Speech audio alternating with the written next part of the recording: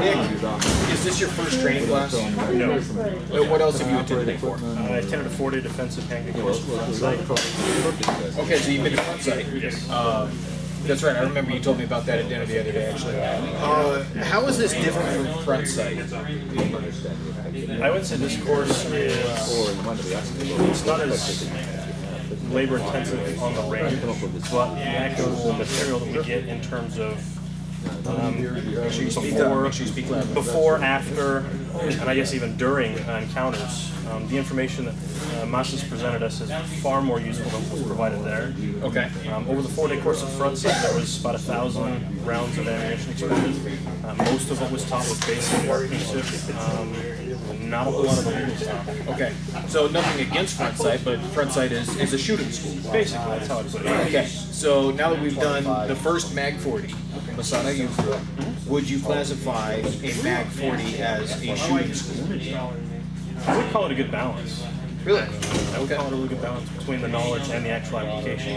Okay, my marksmanship skills have certainly been increased, and they've shown me what I was doing wrong. Right. But I can't really call it a shooting school because it's more all-inclusive. Right. It includes not only the before, the how, the why, the mental preparation, but also the after. This covers the reality of it. And that was pretty shocking for me. What were you expecting? Was this different than what you came in expecting? I wouldn't say I was expecting as much of a legal aspect as he's presented. I mean, I've been reading off and on articles that Massad has written for years. Right. And of course I read In the Greatest Fiction before the class.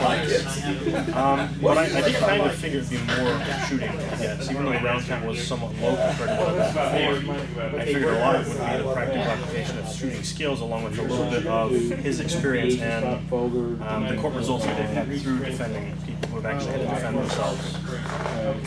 Right in front of the camera when we're filming.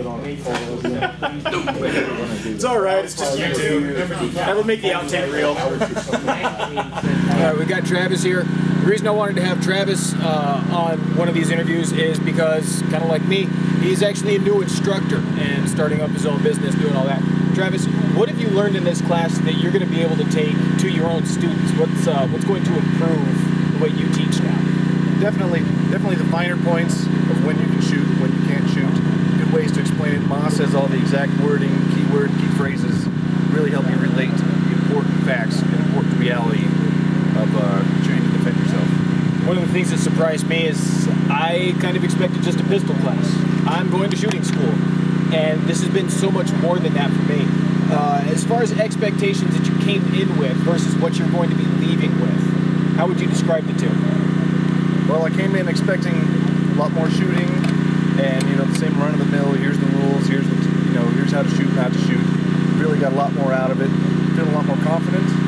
Some instructors are really like, never shoot anybody because this is what'll happen. And Mass's class definitely says, hey, there's times when you can be in the right and do it because you're in the right. It's your life. It's your family's life. Certain situations where you don't have to be afraid of doing the right thing and what needs to be done. But he still does a really good job of pointing out the consequences. It's an amazing balance. And we've said that it's not a shooting school.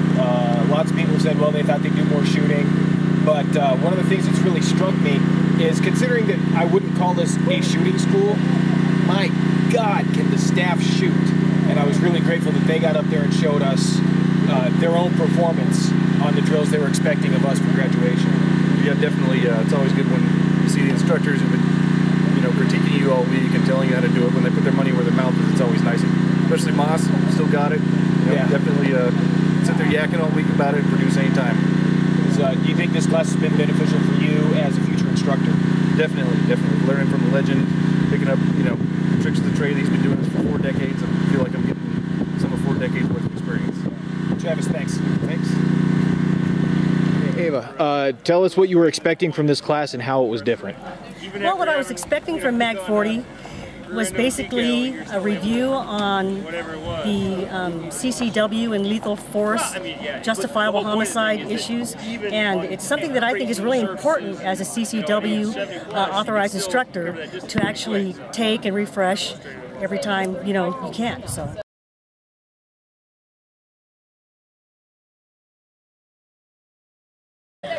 This course I'd say is a 10.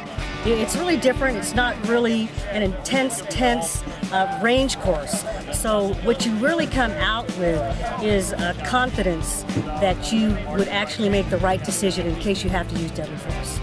It was far beyond a shooting class. I've learned so much in this class that gives me the confidence to actually use my CCW now. I actually feel confident to carry my CCW to the point that I would know how to use it, when to use it, and feel comfortable in doing so.